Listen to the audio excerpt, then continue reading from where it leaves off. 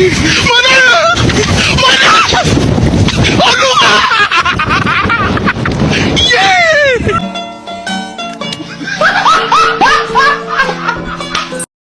Are you ready, kids? Aye, aye, Captain! I can't hear you. Aye, aye, Captain! Oh!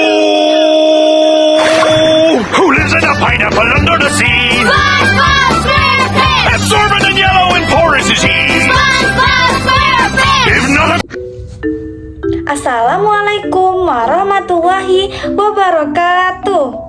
Halo semua, saya Anis Marhamah dengan NIM 1221 1223 286 dari kelas 4B Program Studi Pendidikan Bahasa Indonesia. Di sini saya akan menjelaskan sebuah materi yang berdasarkan kajian sosiolinguistik yang diampuh oleh dosen kita yang tercinta, Ibu Rizky Erdayani sebagai dosen mata kuliah sosiolinguistik. Di sini akan saya jelaskan mengenai ahli kode dan campur kode. Selamat menyaksikan. Masyarakat seringkali menunjukkan fenomena linguistik yang menarik dan kompleks. Masyarakat yang menggunakan lebih dari satu bahasa dalam kehidupan sehari-hari dikenal sebagai masyarakat multibahasa, memiliki karakteristik linguistik yang unik. Di banyak negara, termasuk Indonesia, Singapura, dan Kanada, penggunaan beberapa bahasa adalah hal yang biasa. Misalnya di Indonesia, bahasa Indonesia digunakan sebagai bahasa nasional, sementara bahasa daerah seperti Jawa, Sunda, dan Minang juga digunakan secara luas dalam konteks lokal. Selain itu, bahasa asing seperti Inggris sering digunakan dalam pendidikan dan dunia kerja.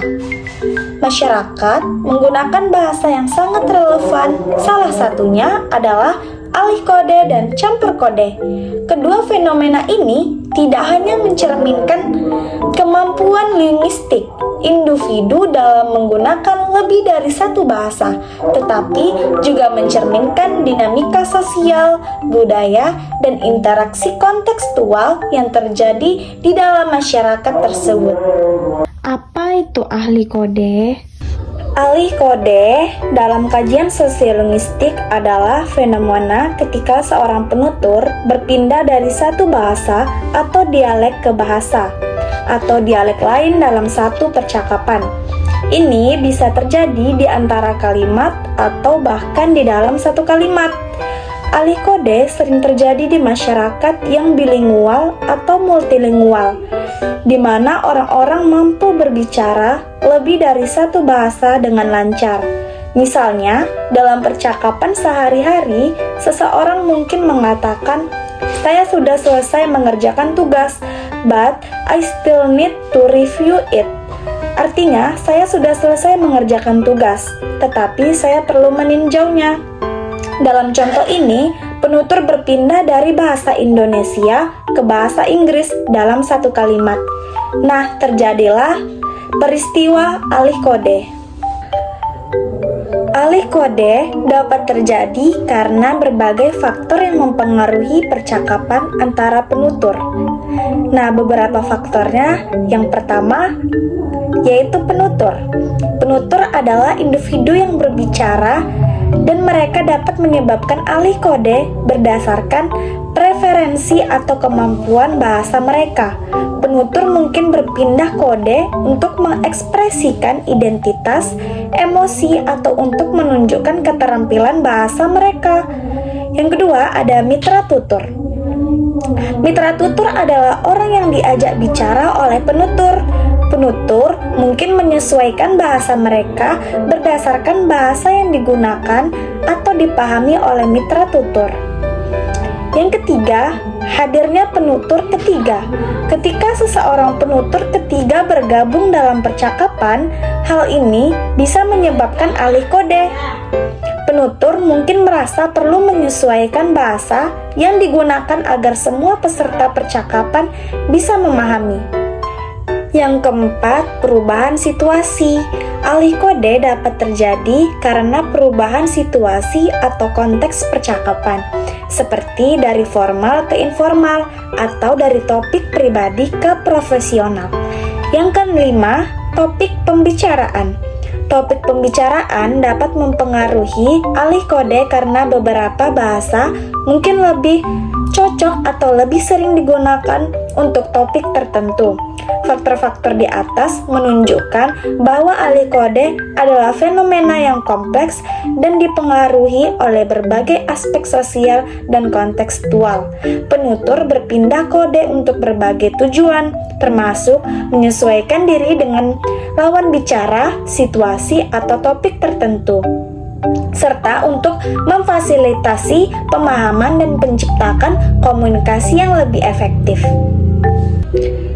Alih kode juga dapat diklasifikasikan menjadi 3 jenis. Yang pertama, intern, yang kedua, extern, dan yang ketiga, continuum. Berikut adalah penjelasannya masing-masing. Yang pertama, alih kode intern. Alih kode intern terjadi ketika perpindahan bahasa atau dialek terjadi di dalam satu bahasa yang sama. Misalnya, di dalam bahasa Indonesia, seorang penutur mungkin berpindah antara ragam bahasa formal dan informal, atau antara bahasa Indonesia standar dan dialek daerah seperti bahasa Jawa, Sunda, atau Minang. Yang kedua, alih kode ekstern. Alih kode ekstern terjadi ketika perpindahan bahasa atau dialek melibatkan 2 atau lebih bahasa yang berbeda secara struktural. Ini biasanya terjadi dalam konteks masyarakat bilingual atau multilingual, di mana penutur menggabungkan unsur-unsur dari berbagai bahasa dalam percakapan sehari-hari. Yang ketiga, alih kode kontinum. Alih kode kontinum terjadi pada perpindahan yang terjadi secara bertahap atau kontinu antara 2 bahasa atau dialek yang ada di spektrum tertentu. Ini sering ditentukan dalam masyarakat di mana ada banyak tingkat antara bahasa atau dialek yang digunakan dalam penutur. Mungkin perpindahan di antara tingkat-tingkat ini secara fluid. Apa itu campur kode?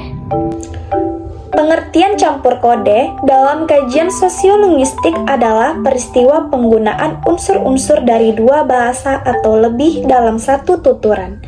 Contoh campur kode adalah penggunaan kata-kata dari bahasa lain dalam kalimat bahasa lain. Campur kode dapat terjadi dalam bentuk kata, frasa, atau kalimat. Campur kode ini berfungsi untuk menjaga kebersamaan dalam komunitasnya saat berkomunikasi dan untuk mendapatkan keuntungan atau manfaat dari tindakannya. Contoh bahasa Indonesia dan Jawa. Ada seseorang berkata, "Aku tadi baru aja pulang dari pasar, tuku sayuran." Artinya, aku tadi baru saja pulang dari pasar beli sayuran. Contoh tersebut menunjukkan bagaimana kata atau frasa dari bahasa lain dimasukkan ke dalam kalimat dalam bahasa utama yang menjadi bahasa Indonesia. Nah, lalu terjadilah peristiwa campur kode. Ada beberapa macam campur kode berdasarkan bagaimana dan kapan elemen-elemen bahasa tersebut digunakan.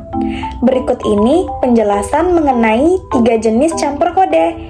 Yang pertama, campur kode ke dalam. Campur kode ke dalam terjadi ketika penutur menyisipkan elemen dari bahasa atau dialek lokal ke dalam kalimat yang menggunakan bahasa utama atau bahasa nasional. Ini sering terjadi di masyarakat yang bilingual atau multilingual dengan bahasa utama yang dominan seperti bahasa Indonesia dan bahasa daerah atau dialek lokal. Contoh, seseorang berkata, "Besok aku ada meeting di kantor, jadi jangan lupa ojo telat." Dalam contoh ini, frasa ojo telat dari bahasa Jawa disisipkan ke dalam kalimat bahasa Indonesia.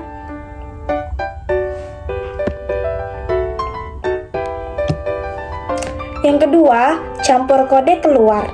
Campur kode keluar terjadi ketika penutur menyisipkan elemen dari bahasa asing ke dalam kalimat yang menggunakan bahasa utama atau bahasa nasional. Ini biasanya melibatkan penggunaan kata-kata atau frasa dari bahasa yang memiliki prestise tinggi atau yang sering digunakan dalam konteks global, seperti bahasa Inggris. Contoh, ketika seseorang berkata, "Aku perlu submit laporan ini sebelum deadline." Dalam contoh ini, kata submit dan deadline dari bahasa Inggris disisipkan ke dalam bahasa Indonesia. Yang ketiga, campur kode campuran. Campur kode campuran terjadi ketika penutur menggunakan elemen-elemen dari beberapa bahasa atau dialek dalam satu kalimat atau ujaran. Ini bisa melibatkan kombinasi bahasa nasional, bahasa daerah, dan bahasa asing dalam satu waktu. Contoh, seseorang berkata, "Nanti malam kita nonton film baru di sinema, terus habis itu kita makan di restoran yang baru buka loh." Dalam contoh ini, elemen dari bahasa Inggris sinema, bahasa Indonesia, dan partikel lo adalah bahasa Jawa dicampur dalam satu kalimat. Selanjutnya, kita akan membahas tentang perbedaan dan persamaan antara alih kode dan campur kode. Apa sih persamaan antara alih kode dan campur kode itu? Ayo kita simak penjelasan berikut. Nah, yang pertama, persamaan antara alih kode dan campur kode. Yang pertama, yaitu melibatkan lebih dari satu bahasa. Maksudnya, baik alih kode maupun campur kode melibatkan penggunaan lebih dari satu bahasa dalam komunikasi sehari-hari. Yang kedua, fenomena di masyarakat multibahasa. Keduanya sering terjadi di masyarakat yang multibahasa atau multikultural, di mana penutur memiliki akses dan kemampuan menggunakan lebih dari satu bahasa. Yang ketiga, dapat terjadi dalam berbagai konteks. Alih kode dan campur kode dapat terjadi berbagai konteks sosial dalam situasional, seperti dalam keluarga, di tempat kerja, di media sosial, dan sebagainya. Kemudian perbedaan antara alih kode dan campur kode ini memiliki beberapa faktor. Faktor yang pertama yaitu definisi dan fenomena linguistik.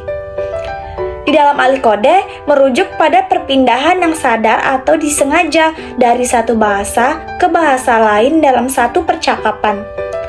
Sebaliknya, campur kode merujuk pada pencampuran elemen-elemen dari dua atau lebih bahasa dalam satu kalimat atau ujaran tanpa perpindahan yang jelas antara bahasa-bahasa tersebut. Kemudian yang kedua, cara penggunaan. Kalau alih kode melibatkan pergantian antara bahasa atau dialek dalam percakapan sesuai dengan kebutuhan komunikatif atau sosial, sedangkan campur kode melibatkan penyisipan kata atau perasa unsur-unsur dari bahasa lain ke dalam kalimat yang menggunakan bahasa utama tanpa mengubah bahasa utama secara keseluruhan. Kemudian yang ketiga, tujuan dan efek komunikatif.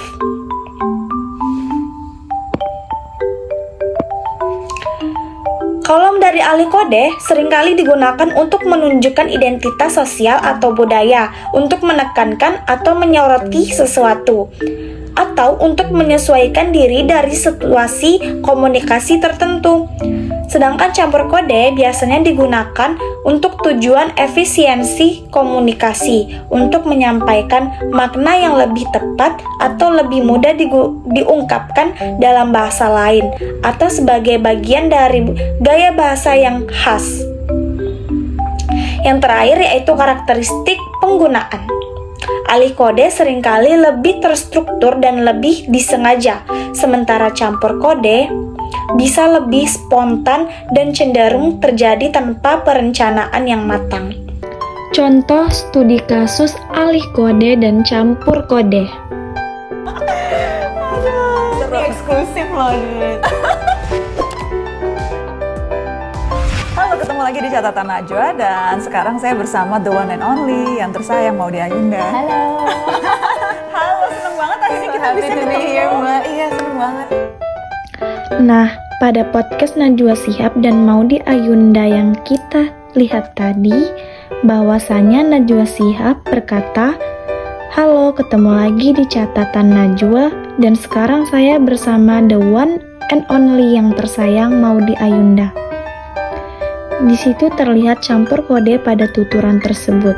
Terdapat kata halo sebagai kata sapaan dan kata the one and only sebagai bahasa yang kedua, yang artinya satu-satunya.